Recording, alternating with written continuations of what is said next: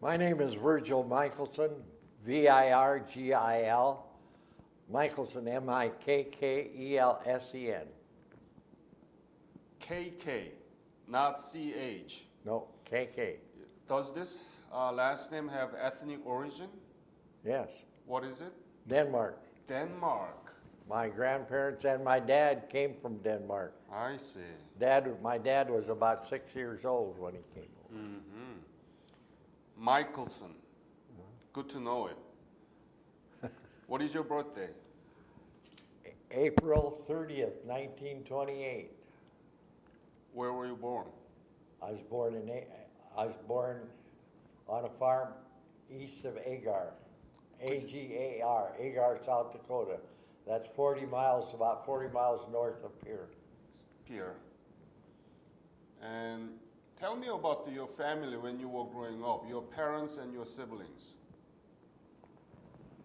Well, I grew up, I guess you might say, I was born in 28, so I grew up and I went through the bad years of the drought here, the depression. Depression. Yes, and I can remember we had bad dust storms, and I can remember my mother putting wet towels around the windows to keep the dust from blowing in.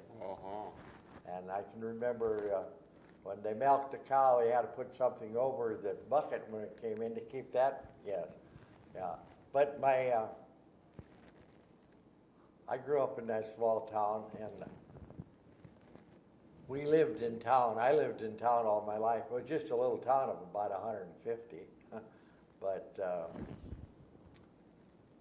and I went to school all 12 years there. And when did you graduate high school? 1947. What is the name of high school? Agar High School. And did you know anything about Korea at the time when you were in school? No, sir. Nothing? No. No knowledge about Korea? No. How about China or Japan? Well, I knew about them, but I heard of them, but you know, China, yeah. But I didn't, you know, no, I didn't know anything about it. After graduation, what did you do? After graduation, I had my own service station in Oneida, that's close to Agar, Oneida, South Dakota, for about 2 years. And what did you do? I had my own service station. Gas. What is that? Gas. Gas station? Gas. We service cars and all that. Oh, so in those days, it was a service station. Now it's just a quick stop. So you were a mechanic? Not a mechanic, no. But people brought their cars in to get the oil changed, grease job, tires fixed, minor things, you know, but I'm not a mechanic. But anyway, I couldn't. It was tough, and well, to make a long story short, I had a pretty good business, but up there in that country, it's a lot. Oneida is one of the wheat countries of the United States. Well, anyway, you owned that service station? Yes. Whoa, you were rich? No, no. The guy that owned it, I worked for him for about 6 months, and then I took it. But he was a good guy. But as I started to say, the farmers wanted me to carry him till fall, and I just couldn't see borrowing the money to carry him, so I got out of it, and I moved to Pierre to work on the Wahi Dam. I worked on the Wahi Dam. What is that dam? The dam, the Wahi Dam. It's the second or third, you know, you've heard of it. Yep. I think it's the largest earth-filled dam in the United States. The third largest. Oh. If you haven't been up there, you should go up there. Yeah. Anyway, that's the way that worked out. And, oh, by the way, I got married when I had that service station. In 1949, I got married. And then it came to Pierre, And lo and behold, I got drafted in November of 1952. And to Army. Yep, into the Army, yep. You already knew that the Korean War broke out at the time, right? Wow. Or Yeah, but I didn't pay much attention to it till I got to notice I was drafted. Because I was married, see? I was 24 years old when they drafted me, and I'd been married 5 years. So where did you get the basic training? Fort Knox, Kentucky. Fort Knox, Kentucky. 16 weeks. And from there, where did you go? From there, I went to Breckenridge, Kentucky. For 8 weeks of leadership school. Uh-huh. And then? And then came home on leave, and then I shipped out for Korea. Flew out of here. From Here to Salt Lake City to Seattle. Seattle. We left out of Seattle. When did you leave? Oh, I don't know. Well, 53, right? Yeah. 1953. Yeah, Was it- I went into service in 52, Right. November of 52. Right. And in 53, I can't remember that date. It was How about month? let's see. March? No, it was in July. First part of July, I would say. Ah. It was either the last of June or first of July in 53. And what did you know about the Korean War by the time? Did you know that it's going to be ended soon or what? No, I didn't know. You didn't have any idea? No, Uh-huh. no.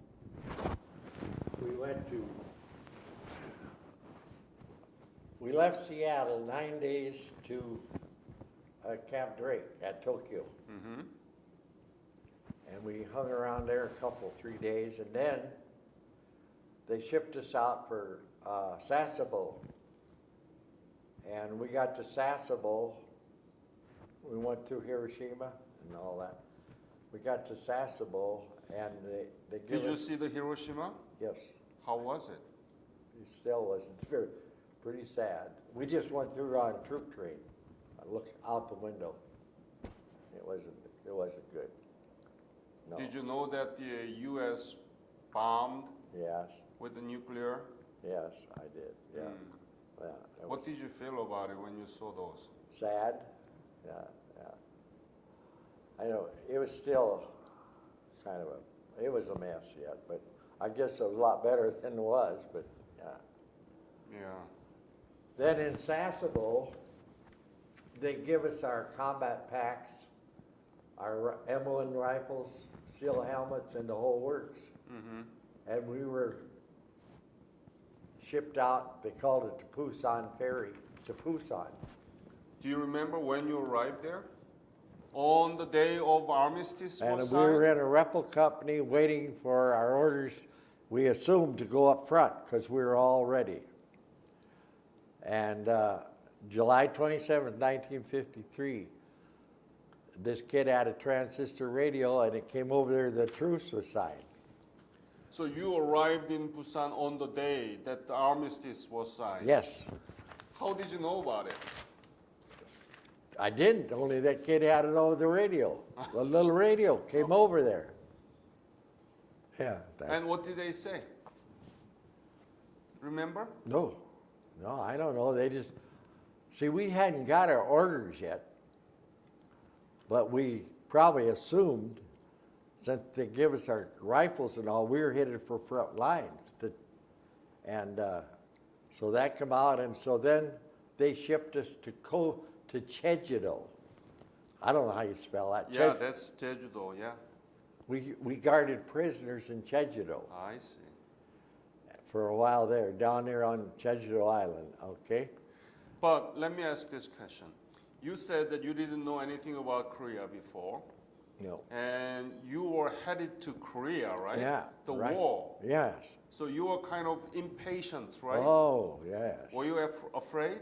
Sure. Yeah, why, and So you are about to go to the front line to fight enemies, Yeah.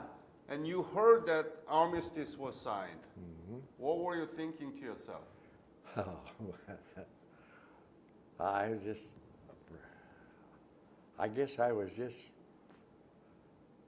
felt real fortunate. I mean, because even though I had 16 weeks of basic training in leadership school, see, get back, went to leadership school for eight weeks, and we were supposed to come out of there non-com. I never got anything. I was still a PFC when I got over there. They didn't give us any stripes. Why? I don't know.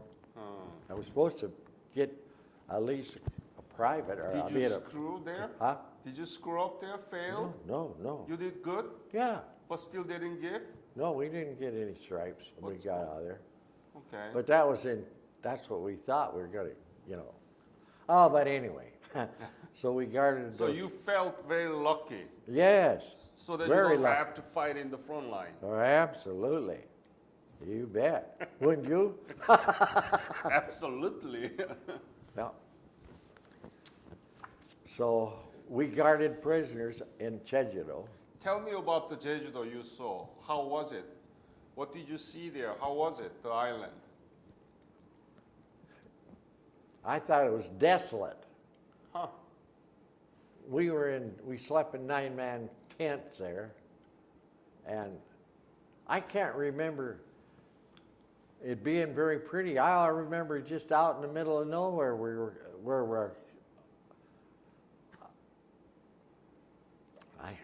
to me it was just a sand island. That's the way I remember it. We shipped those, but no, I can't remember seeing a tree there. I don't know. Now that's the best resort area in Korea. Is it really? Yeah, beaches all around the island, and It's not very big, is it, that island? yeah, it's pretty big, It's pretty big. See, I didn't, we're just guarding those prisoners there and shipped them out, but to me, it wasn't pretty. It was just, because, maybe it was. Where was the prison camp? Was it north or south, east or west? Did you have any sense of orientation? From where we were, it seemed to me like it was a little north. That's what I recall. Mm-hmm. And tell me about the prison camp. Who were there and what was the... I'm sorry, I can't tell you much about them. I wasn't one of the guys that done that, but I was in the motor pool, and I really didn't have to guard those guys or anything, but I can remember a fence where they were there and they were guarding them, and they shipped them out to, if I got this right, I think to Formosa. Formosa, really? Mm. And so maybe it's a Chinese there. Maybe it was Chinese. Mm-hmm. That could have been. I don't know. Mm-hmm. I don't know. We were only there probably in Jeju-do,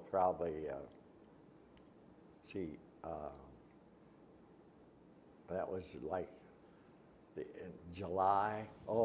Probably 5 months or so. Then they shipped us to Jeju-do, yes. Jeju-do. Mm-hmm. And we spent the winter there. And we had huts there. We didn't have to sleep in tents. They had to seal. But yeah, we were down in Koji, and about all we did there was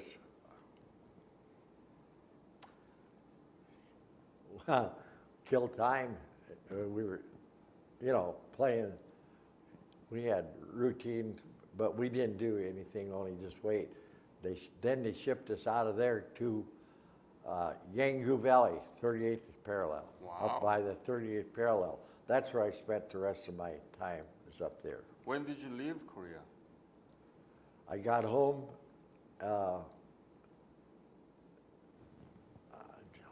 August? No. October. I got back to Camp Carson, Colorado, on about October, probably around the 20th of October in 1954. We came from San Francisco. We left from Incheon and went around, and that was 14 days, 9 going over. We came into Frisco, and from Frisco on a train they shipped us to, it was Camp Carson at that time, and that's where I got my discharge. Yeah, and anything you remember about prison camp in Jeju-do or Gojedo? no. Anything you remember particularly? No, like I said, I saw those prisoners, but I was Right. again lucky enough I didn't have to guard them. All I remember is that they shipped them out on LSTs to Formosa. That's what I was told. And like I said, I was in the motor pool, and I drove the officers around to the officers' headquarters, mess or whatever you want to call it, at night. But other than that, then,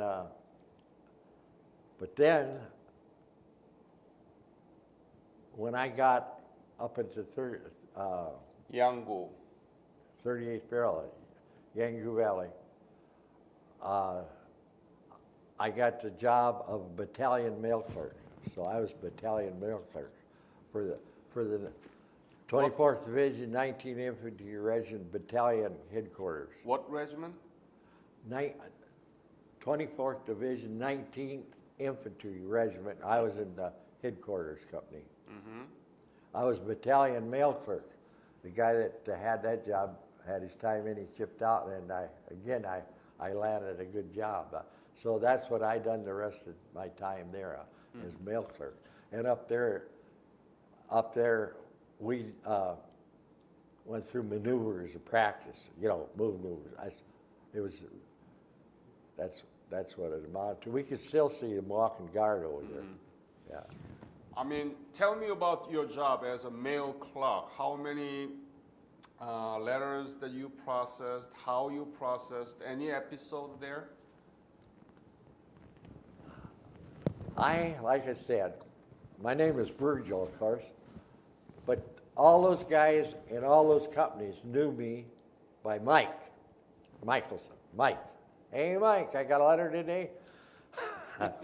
See, I used to go down to the APO and pick up the mail. Then I'd bring it back. Did you drive yourself? No, I had a driver. Pretty good. Yeah, I had a 45, but I couldn't hit it broadside of the barn with it, but I had one. The pistol too, right? Yeah, had a carbine, but anyway. Let's see, I would go down and pick up the mail. It was pretty well sorted by company, A, B, C, or whatever. It was pretty well sorted in bags. Somebody else must have done that, but so I had the bag of mail for all those companies, and I'd go around, and each company had their own clerk. And we'd drive around, I'd leave the mail to them. And that's when they'd all holler out, Mike, you got a letter from me? I remember the Colonel Hoffenstein, I think is the way you pronounce it. He'd always say, Mike, have I got a letter today? No, sir, I'll write you one, though. They tease me all the time, but anyway. And I also they give me the job of being in charge of the day room there. But I didn't amount to much, but anyway. So what was like to receive letters there in the front line? Yeah. Well, like I say, we weren't in the front lines fighting. We were up there, but no. You were not fighting there. No. No. No. So no. what was it? I mean, how big was it to receive the letter from home for the soldiers? Do they really? Oh, yeah. Was it big deal? Bigger pardon? Was it big deal to receive those? Oh, yeah, they were happy when they got a letter. Yeah, you bet. Describe it, please. Give me some episode. Well, The scene that the other soldiers were Nice. receiving. oh, yeah, when they get a letter from home, they'd rip that open so fast, and, you could see a smile on their face, and they were happy. The letters meant a lot to those guys, and to me, too, as far as that goes. But I didn't tell you the rest of the story. When I was in Cogito, backing up, I got a Dear John. Dear John, you heard of those? No. Huh? No. That's when a GI gets a letter from his spouse. Dear John, I'm all through. Oh, that's what I got. Yeah, I got a Dear John from my wife. We'd have been married 5 years. But anyway, so that was pretty sad. But What did she write to you? so she wrote to me and said she thought she was pregnant. Well, but it ended up she wasn't. But anyway, yeah. So I put in quite about a closer. I think I got that letter when I hadn't been there over about a month. I must have been in Koji when I got that letter. But I'll never forget the chaplain up there. He was good. That chaplain told me the day I left Korea to ship home, he says, Mike, you've been an inspiration to me. I always wondered what he meant by that. I guess because I stood up through that. I don't know. I'll never forget that. Anyway, yeah, let's see. So. What was your rank? Corporal. How much were you paid? I don't know. 100? Huh? $100? $200?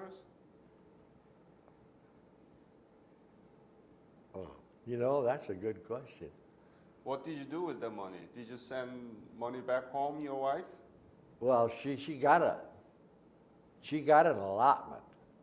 I didn't have nothing to do with that. It went to her. Yeah, That's directly. Yes. Yeah. And that's a good question. I think I got enough money just to buy cigarettes and cosmetics and that with. I never had a lot of money. No. I don't know. What was the most difficult thing during your service in Korea?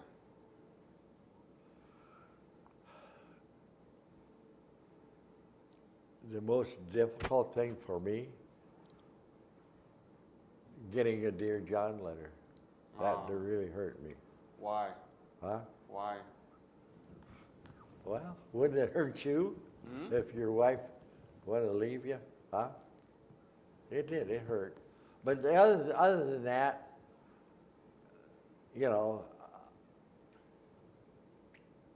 Did your wife leave you? oh yeah, I got a Dear John letter. Oh. Yeah, that's what they call that a Dear John.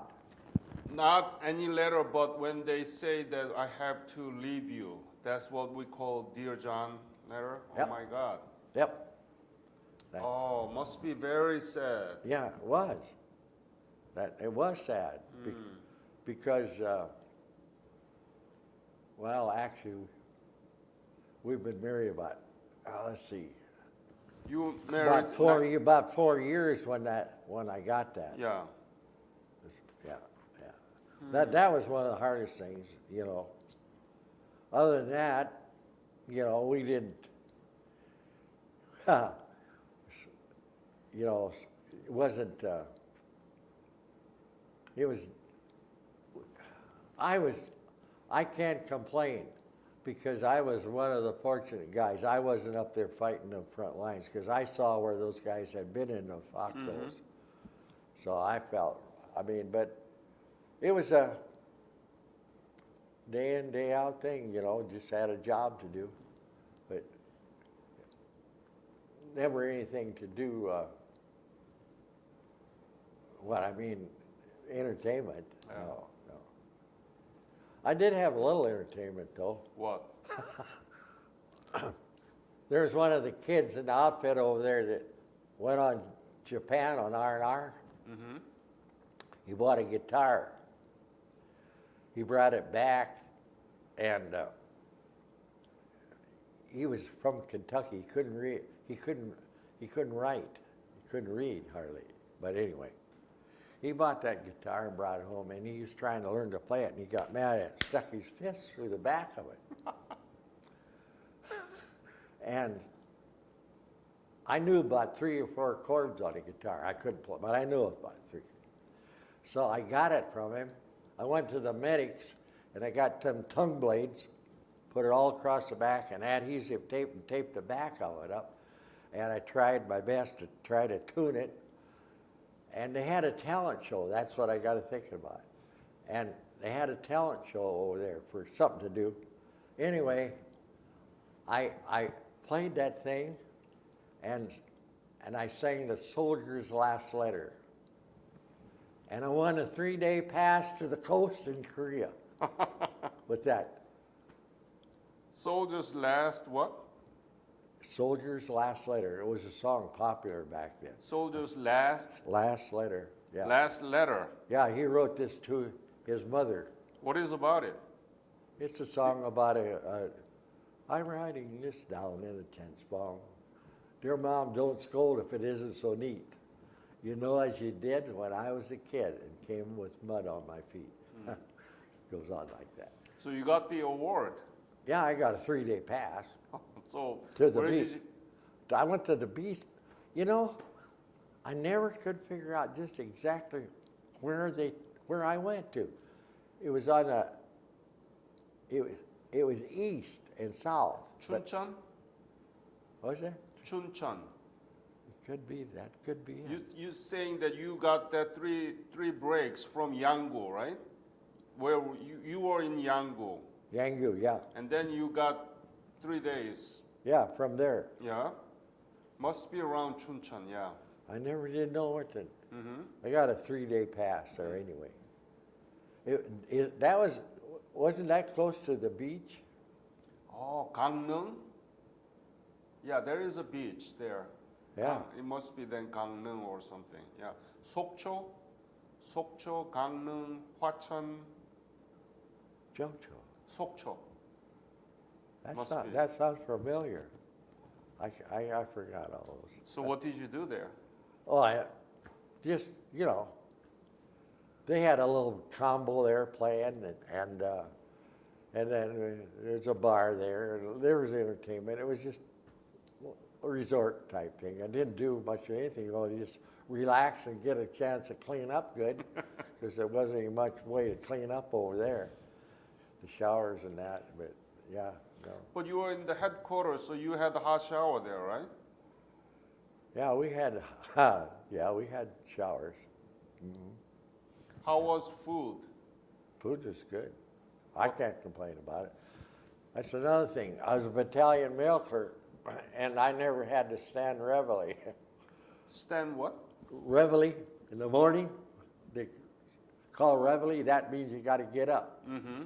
See, it's time to get up. Anyway, I never had to stand reveille because I had to go battalion mail clerk, mail and get the mail.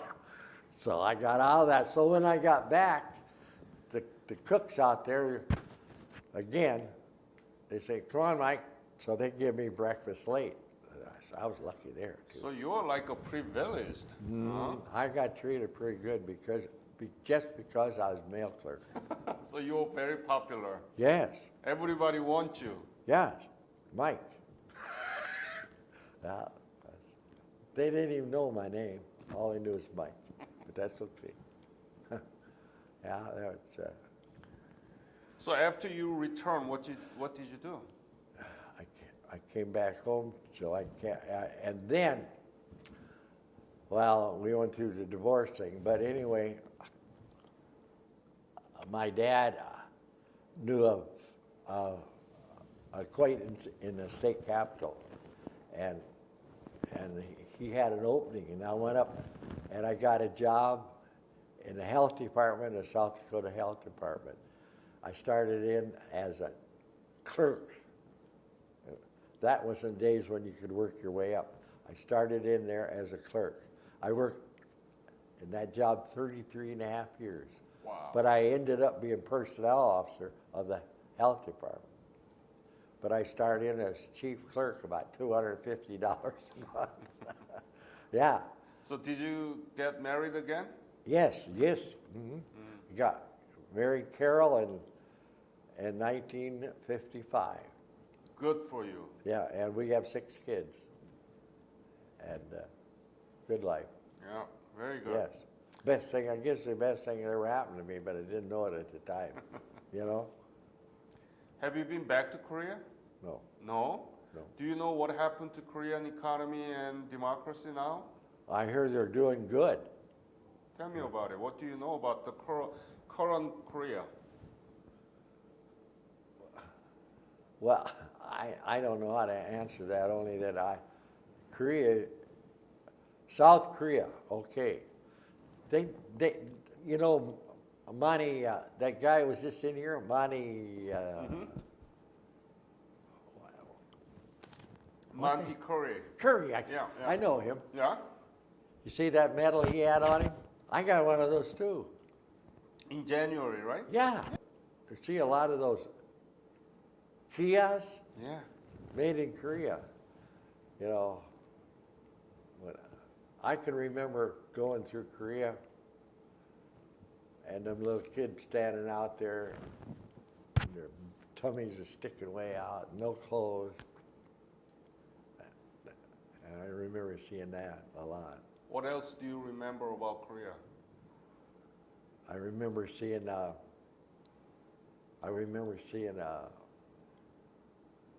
funeral procession where this is it true that they bury their people standing up or sitting up? Is that true in Korea? What? Standing up? No, sitting up. Sitting up? No. Well, I don't know where I ever got that idea, but but I saw a funeral thing where that going by, and The Korea you remember in 1953 and 54 is very poor and miserable, right? Very poor and miserable. Yep, very poor and miserable. Yep, it was very, yeah. Do you know now the Korea is 11th largest economy in the world? No, is that right? Yeah. US is the top, right? And other Germany and so on, but we are the 11th largest economy in the world. Any other story you want to leave to this interview? No, I guess not. Like I say, I spent 13 months over there, and I was fortunate. I didn't have to fight. We were up there where they were fighting, but I was treated pretty well. I guess it's because of the job I had.